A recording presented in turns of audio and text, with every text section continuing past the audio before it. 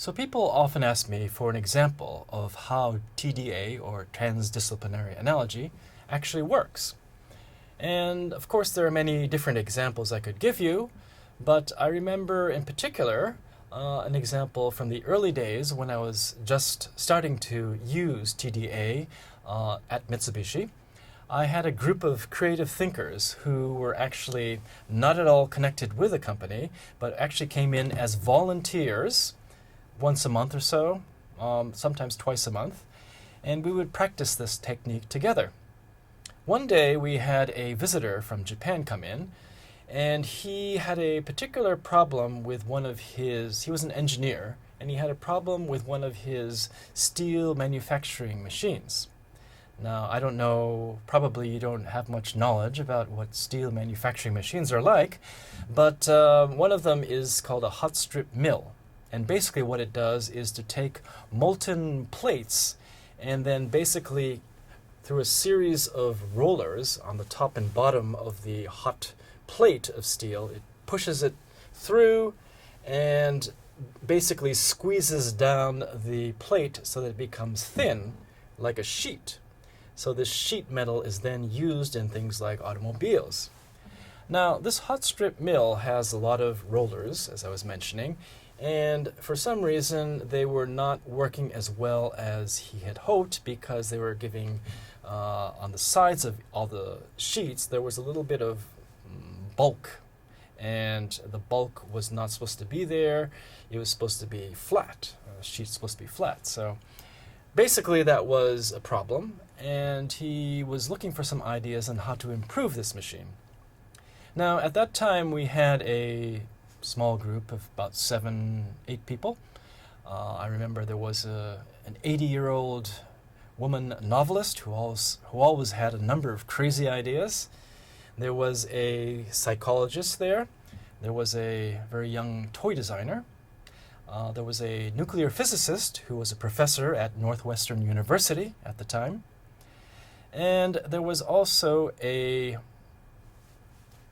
person who was a ballet dancer.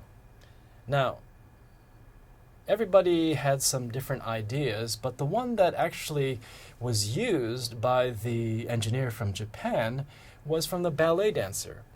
Now, what she said was, after she listened to the explanation of the problem by the engineer from Tokyo, she said, well, you know, this problem with the rollers actually reminds me of a pirouette in ballet. And she asked the engineer, do you know what a pirouette is? And he said, well, no, I don't really know. So she actually stood up and demonstrated a pirouette, and I'm not going to do that for you now because I am not a ballet dancer. But, you know, basically she twirled around. And while she was demonstrating the pirouette, the engineer all of a sudden had this look in his eyes. He was sort of stopping and gazing into the space in front of him and said, wow, I just had an idea. Your pirouette inspired me to a way to solve the problem that we have. And he tried to explain it, but most people really didn't understand because it was more technical from the area of mechanical engineering. But he took it back to Tokyo and worked together with his team, and they eventually developed a solution to the problem, which actually solved this bulking at the end on the sides of each sheet. So this is an example of how transdisciplinary analogy works. Basically, you're taking a concept from a field which is not at all related to the field of mechanical engineering, right? So all the different people in the group were doing this, but this ballet dancer took the concept of a pirouette, and then the engineer was able to take that concept and force fit it, apply it to his problem in the world of mechanical engineering. So ballet, mechanical engineering apparently have no connection, but you can see that in this case they were able to make the concept from the world of art really, and apply it to the world of science or applied science. And this is an example of how you can do transdisciplinary analogy. Take an idea or concept from any field and apply it to something else, another field which seems to be completely unrelated.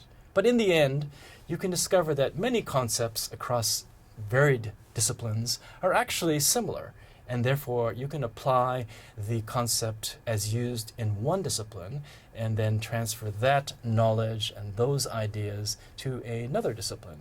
And that's the essence of transdisciplinary analogy.